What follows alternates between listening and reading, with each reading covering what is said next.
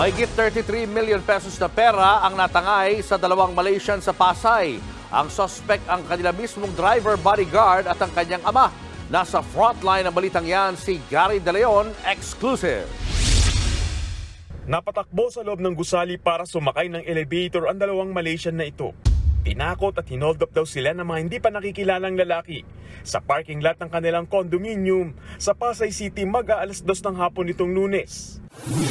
Sa isa pang kuha ng CCTV, makikita ang driver at bodyguard ng dalawang Malaysians na si alias Luis. Umakyat siya para hanapin ang tumakbo niyang mga amo.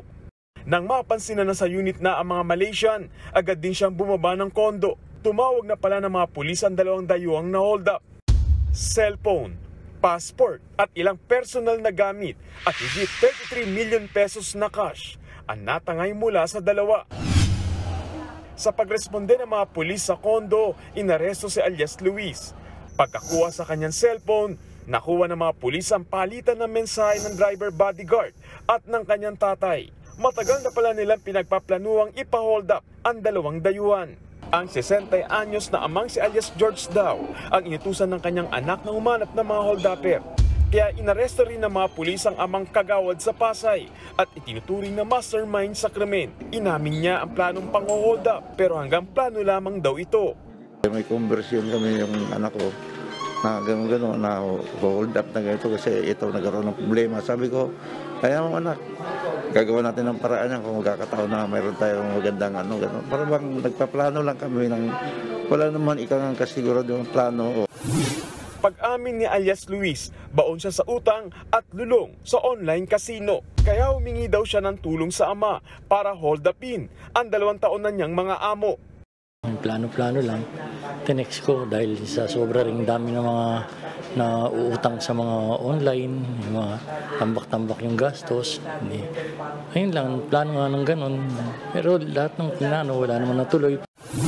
Pero git din ni alias Luis, wala siyang itinuloy sa kanyang mga balak. Hinala raw niya, nagdadrama lang ang mga hinold up na dayuhan dahil natalo sila sa sugal. Yun, nagulat ako ng araw na yun. May sumisigaw doon sa may gilid ng elevator.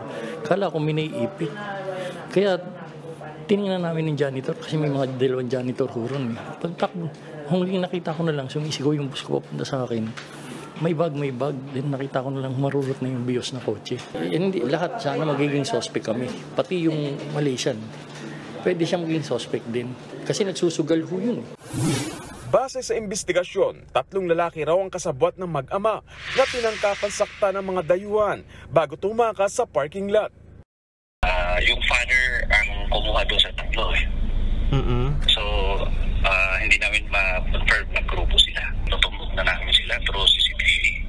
Ang hinabol natin is yung kasi malaki masyado. Habang hawak pa nila, tinutumbok-tumbok pa namin. Habang patuloy ang manhunt operation sa 3 hold-upper, kakasuhan ng robbery ang mag-ama. Nagbabalita mula sa frontline, Gary De Leon, News 5. Mga kapatid, Julius Babaw po. Iba na ang may alam at may pakialam sa panahon ngayon. Para sa frontline ng mga balita, mag-follow at mag-subscribe sa social media pages ng News 5.